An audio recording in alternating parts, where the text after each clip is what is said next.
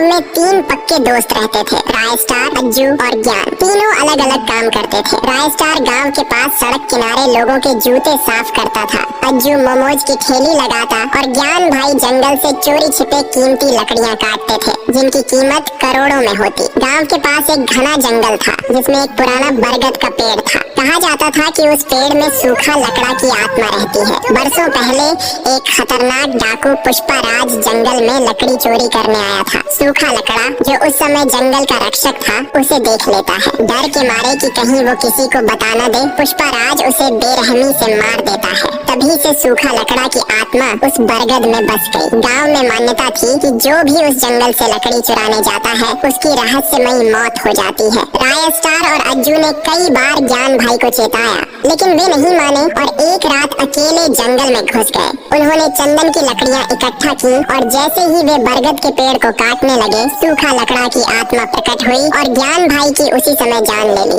अगली सुबह गांव वालों को जंगल में ज्ञान भाई की लाश मिली। उसके बाद गांव में अजीब घटनाएं होने लगी। हर रात सूखा लकड़ा अपने सोने के बाज को गांव भेजता। वो बाज हर रात एक इंसान को उठाकर जंगल ले जाता और अगली सुबह उसका शव मिलता। गांव में डर का माहौल फैल गया।